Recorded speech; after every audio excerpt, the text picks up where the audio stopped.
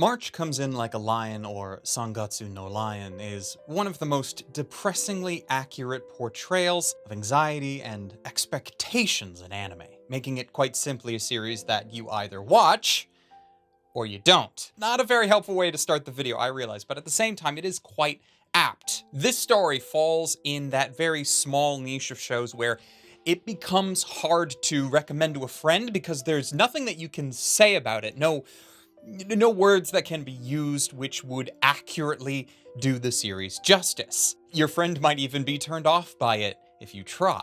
Not only that, but the show also falls within a completely separate niche of shows that have amazing narratives that I will never actively seek to experience again. What do I mean by that? Well, I can sit here, for example, and say that the 1988 Studio Ghibli film Grave of the Fireflies is one of the best anime to ever be put to film, and that everyone owes themselves a watch of it at least once, but only that. I personally have zero intention to ever watch Grave of Fireflies again, not because it's a horrible film or a horrible narrative, but quite the opposite. It's a film so good at what it does that the horrible things it makes you feel over the course of its story is not something that I want to experience again, which loops us back around to Sangatsu. In fairness, Sangatsu is nowhere near as bleak as Fireflies, but depending on your own personal history and how much you may have suffered massive anxiety, depression, or a constant fear that you don't know where your life is headed,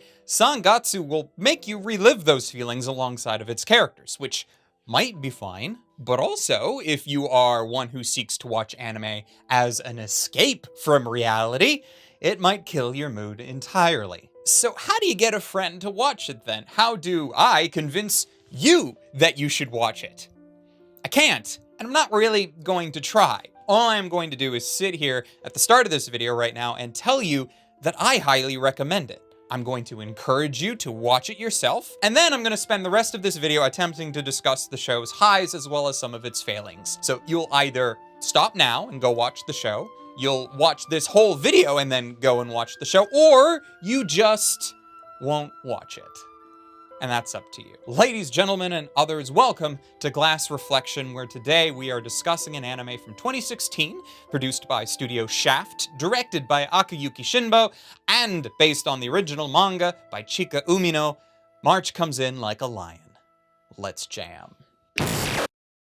But first, a quick word from our sponsor. Glass Reflection would like to thank the sponsor for the video today, being the good people over at Surfshark VPN. A VPN, for those of you who do not know, is a way for you to help protect your privacy and what you view online as you surf and watch anime and videos on the web. Not only does it secure your data, encrypting it to help stop people from eavesdropping on your connection, but it also allows you to mask your location. Doing so allows you to bypass the region locking of a variety of streaming services, as not all streaming services are equal in what regions that they service. So having a VPN like Surfshark can help you access shows that you might not be able to otherwise. Content blocked on services such as Netflix and YouTube can be accessible simply by connecting to a local server from the country that you'd like to access. And of course, Surfshark is available on a variety of devices as well as your PC, so you can stream your anime on the go if you so choose. There will be a link and a promo code down in the description where you can sign up for a percentage off,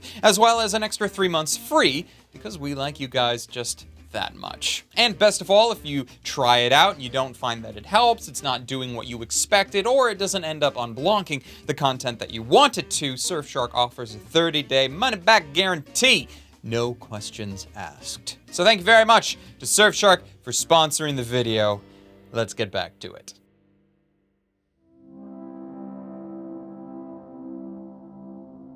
Sangatsu follows the unconventional life of our protagonist, Rei Kiriyama, a young boy whose family passed away in a traffic accident and ends up going to live with a friend of his father, becoming his apprentice in a game called Shogi. Now, several years later, Kiriyama has left that home to live on his own and begins to question his life. Living with his mentor wasn't the best of times. He had to contend with two siblings who were not as skillful in shogi, their father's passion, which began to strain relations with that entire family. But shogi became the only thing that Kiriyama could desperately hold on to and enjoy in his otherwise depressing life. By high school, he had reached a point where he can play shogi professionally, earning enough money from competition winnings to comfortably live on his own. But at that point, he questions where his life is going. Does he continue to pursue shogi full-time, even if that would mean not finishing high school? Does he start to look elsewhere and let go of the one thing he feels he's actually good at? The thing that has meant so much to his life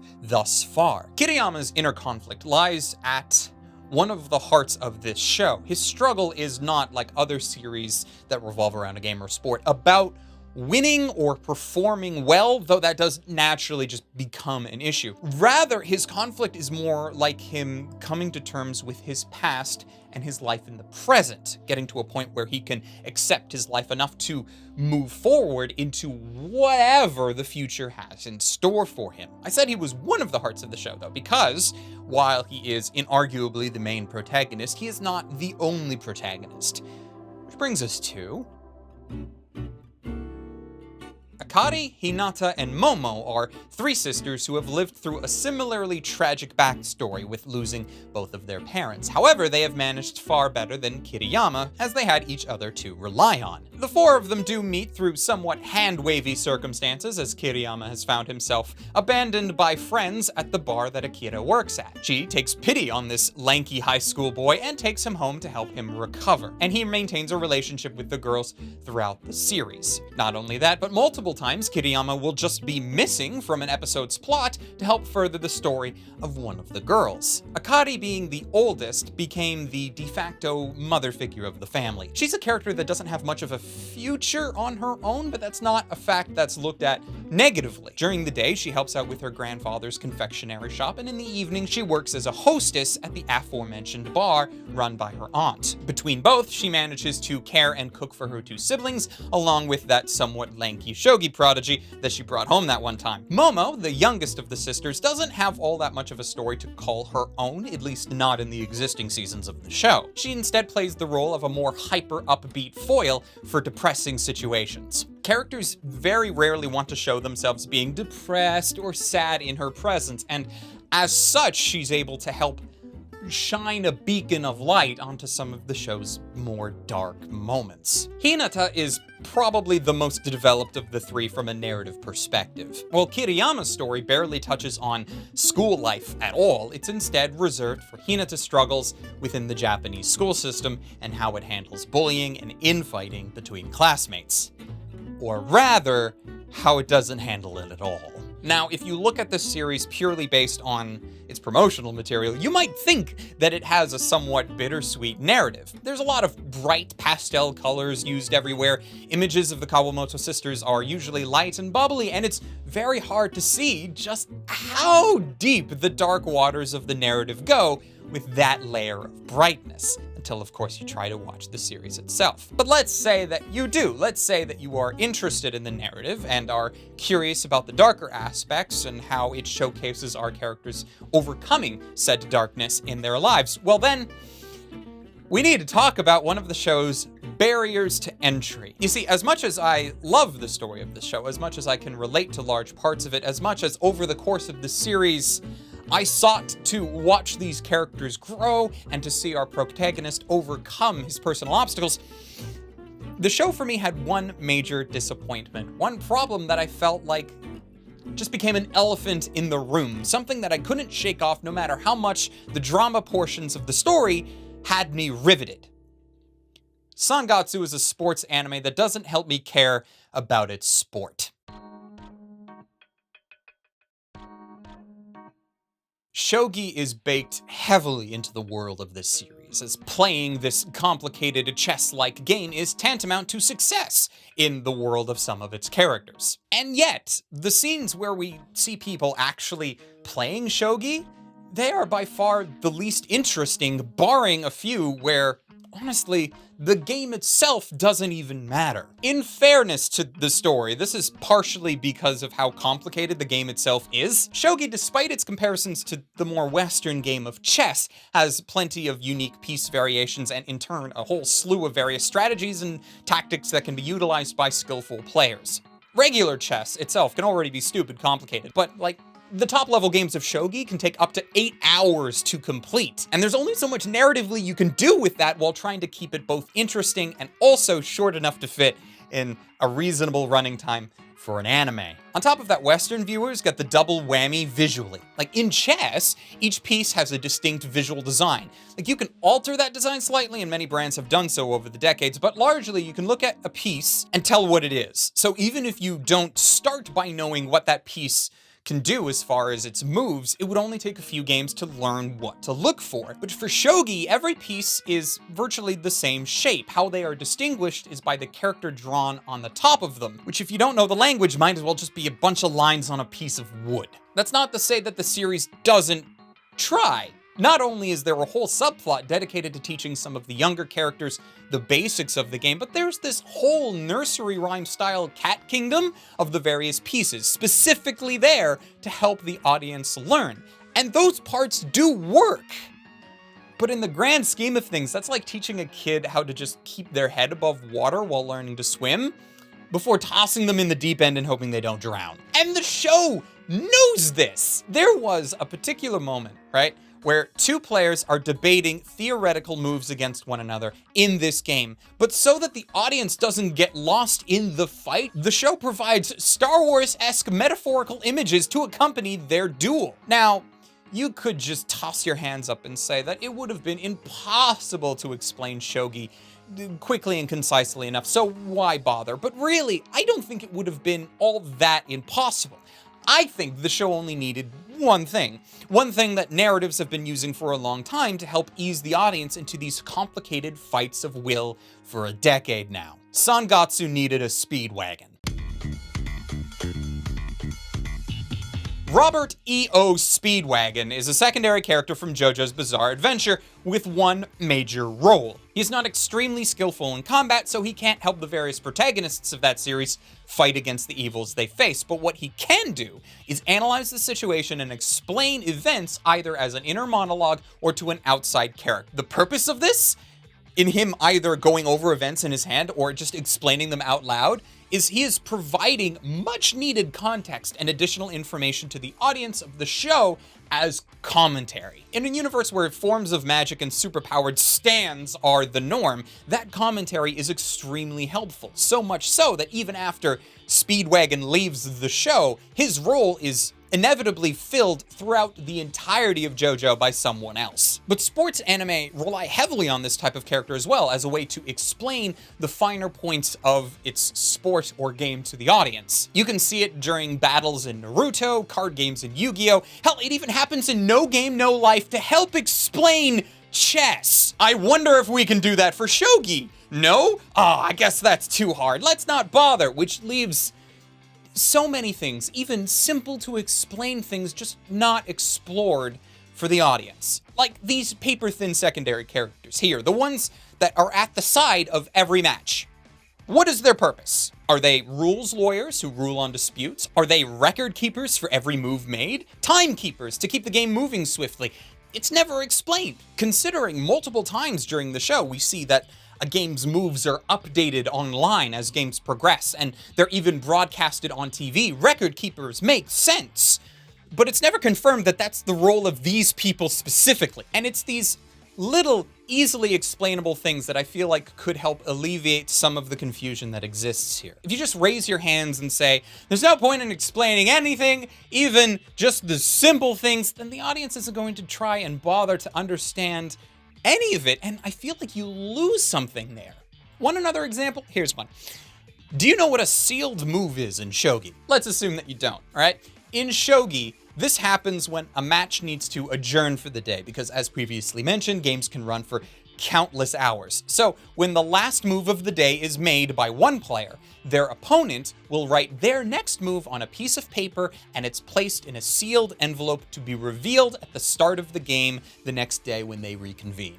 It's designed this way so that no player gets a massive advantage by pausing the game and giving one player all of this intervening time to think about their next move, because one side has no idea what was written in the envelope, and the other side has no idea how their opponent is going to respond. Sounds simple enough, right? Well, when the show introduces this concept, it's showcased without explanation. I had to look it up. There was no attempt to explain what a sealed move was to anyone who didn't already know. And it's not like the show was missing characters who could fill this role or act as a foil that needed shogi explained to them. Hell, the Kawamoto sisters, despite their prevalence in the story and their relationship to Kiriyama, they never actually go to any of his matches live to be in a position for someone like Kiriyama's rival to explain things to them. The narrative just sidesteps this entirely. And that, combined with the lack of any common point of focus, makes the narrative of the show both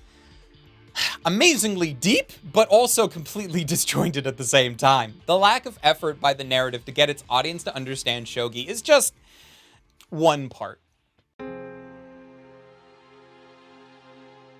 Since it's difficult to understand the game while it's being played, it's also difficult to feel the same way about the game as the characters, to appreciate and love shogi the way that they do. We do see other players excitedly watch matches, but there's little in the series to help the audience reach that same level of excitement. When characters are noiselessly watching a TV with a title match, for example, but without giving us an understanding of the game or an attachment to that match's players, we are given little reason to care besides just being told that that match is important, which is kind of my sticking point. We're being told that the matches are important, and we assume they are, given how tournaments work, but the narrative doesn't make us feel how important they are. It's like the buildup isn't there. Sure, the show tries to make us care about, for example, Shimada, who faces off against Master Soya for one of the most coveted titles the game offers, but it doesn't have the same gravity to that match as it might have had with a character we were more familiar with. There's an entire plotline around Yanagihara and his struggles as the oldest active player of the game, and honestly, it is one of the best in the entire series. But at times the weight of the whole thing just feels off because of this sudden shift of focus towards a character who previously was barely shown. When I say that the narrative at times feels disjointed, this is usually what I'm referring to. Characters with previously no exposure suddenly become the lead for that episode, and their unique struggles come to the forefront. But while all of these narratives are usually exceptional in their own way, it's the threads that tie them together that are somewhat less so. The stories of Shimada and Yanagihara are fascinating in their own way, but some of the impact is lost because before their plotlines started, they were barely characters, and once their plotlines ended, they became almost just as irrelevant. Almost like their narratives were meant to be side stories and were just shoehorned into the main narrative to fill time. But while it's not always perfect, the show does attempt to balance this in some ways. At the start of episode 14, Kiriyama has a lot on his mind. He's been spending a bunch of time focused on one upcoming match against a very strong shogi player,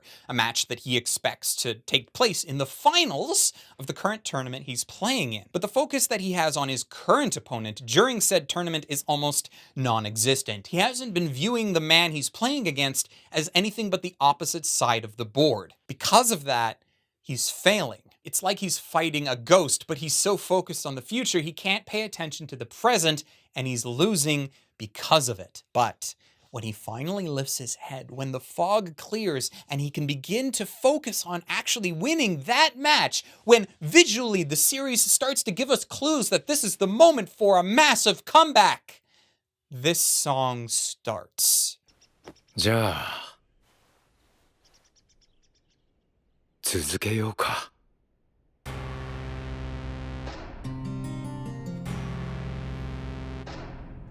One with a very loud, ominous buzzing sound. It's accompanied by much lighter sounding instrumentation, but that rhythmic buzzing does wonders to get you in the right mind space for the remainder of this match. This is where the show starts to make up for its shortcomings with shogi, where it starts to ignore what game they're playing and focus more on how the game makes them feel. Does the match make them irritated, afraid, self-deprecating? This is how Sangatsu copes with the fact that it can't make you care about shogi. It instead makes you care about its characters, and it does it so stupidly well. As mentioned before, it does still falter a bit when there are sudden shifts to characters we've never spent any time with, despite how great those stories are from a standalone perspective.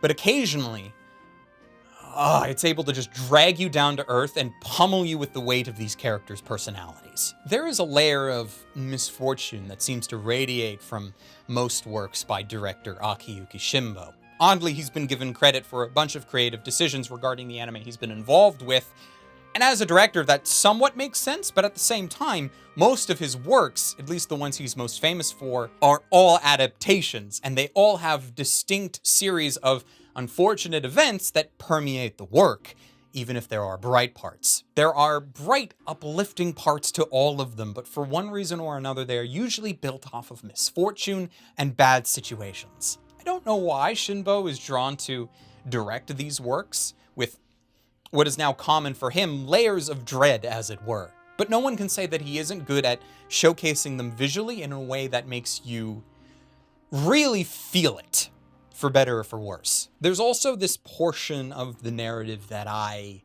hate.